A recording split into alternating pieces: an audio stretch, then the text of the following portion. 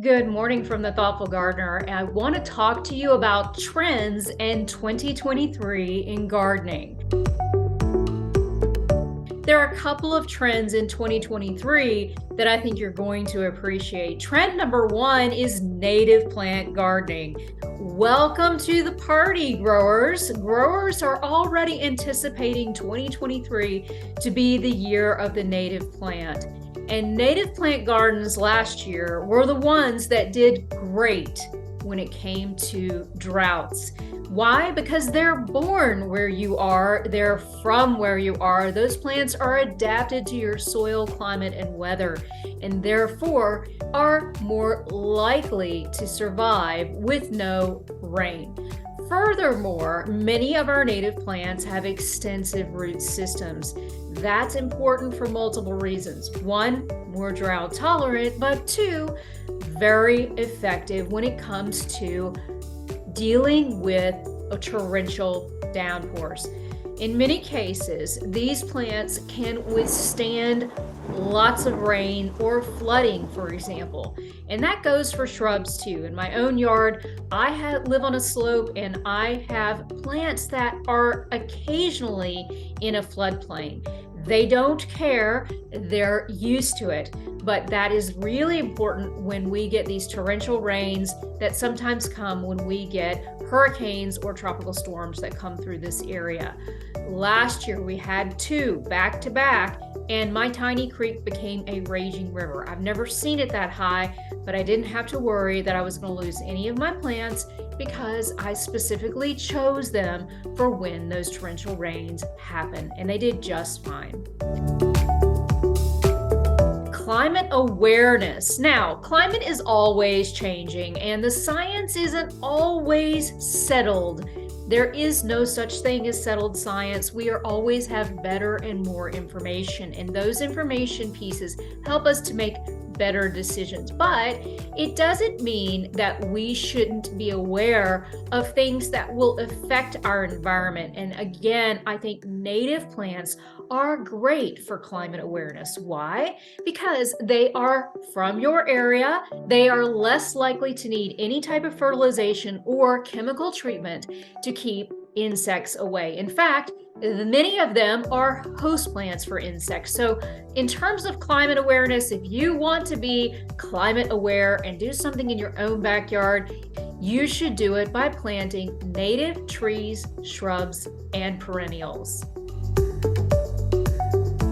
Wildlife conservation is also a trend for 2023. And again, you native plant gardeners are ahead of the curve. Why? Because native plants provide food and shelter and host plants for our native wildlife. The best thing you can do is plant things that our native wildlife can consume. This time of year, which is fall, is the best time of year to leave your seed heads standing so that your native birds and wildlife have seeds to eat. So I am thrilled to say that I leave my plants standing, and a lot of the thoughtful gardeners that follow this channel do too.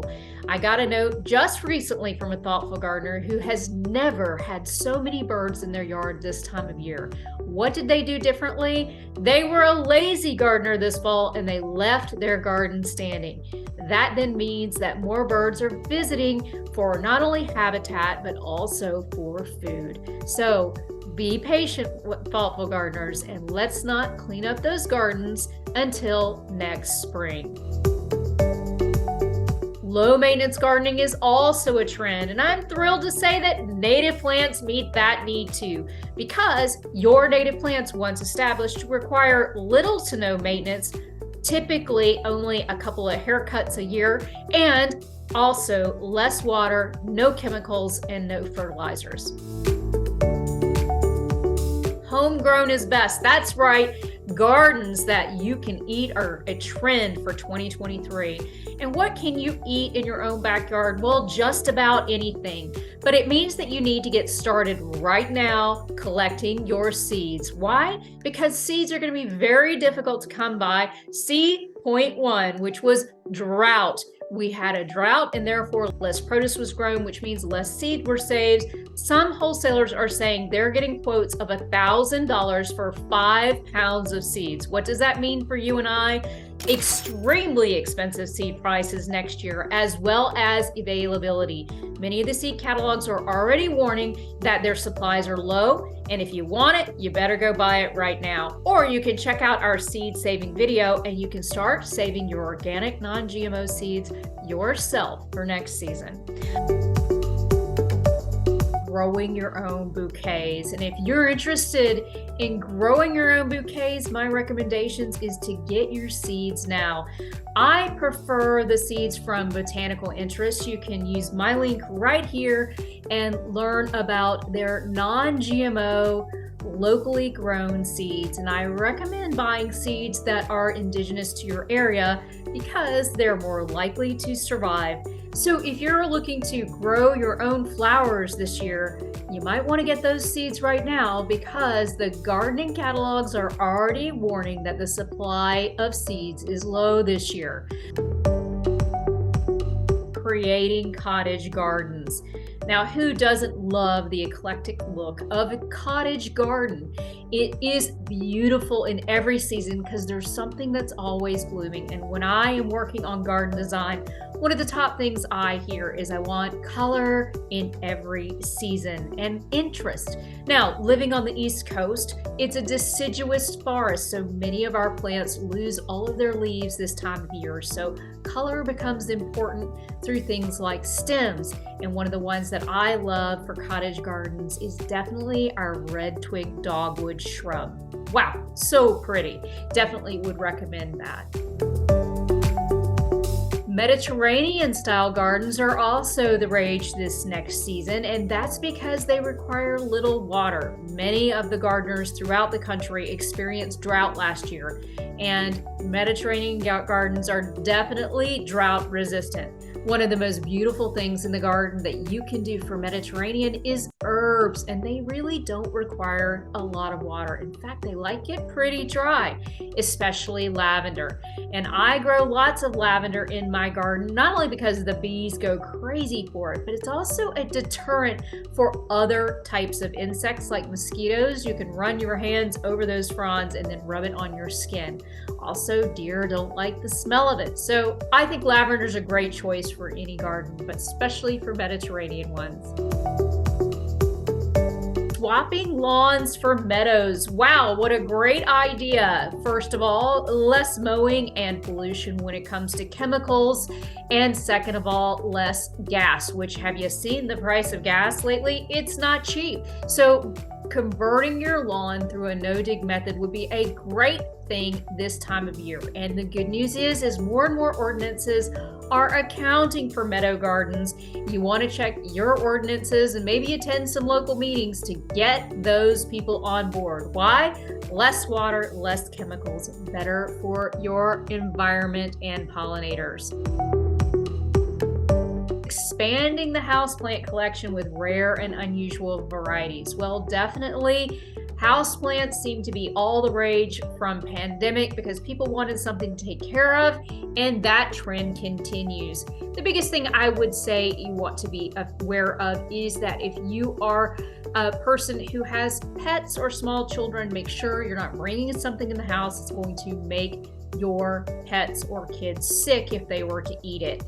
I will say that many of our plants have great oxygen opportunities, like mother-in-law tongue. Even orchids release a lot of oxygen into the environment. So I definitely recommend taking a look at both of those if you're an indoor office worker like me. Texture is all the rage, and certainly lots of plants have great texture. Something you want to think about other than just bloom time, because most plants don't bloom for long, they bloom just a few weeks, but do they have interesting texture? So I think that this is something you want to consider. Native plants really put on a show when it comes to texture, and one of my favorites is Bear's Breeches. If you've never seen that one, it's got a really cool texture. It's beautiful when it's blooming, but it's great when it's not. Vertical gardens are also all the rage, going up, up, up, especially for those of us city dwellers who maybe don't have as much room for a garden. So why not go up and create planters that go towards the sky? Cheery and bright outdoor spaces that are really colorful. I love this trend. I think outdoor color is a great thing for the garden, and you can start a lot of these seeds through winter sowing. So if you're interested in a cheery bright garden, I recommend getting on board with winter sowing, and you can learn more about that with this video right here. I hope these tips and trends are going to be things that you're going to think about incorporating into your garden. I really love you being here, but the way this channel survives is for you to tell your friends and for you to like and subscribe. That does help this channel grow. So invite your friends, like the channel, and subscribe. Garden thoughtfully and take care.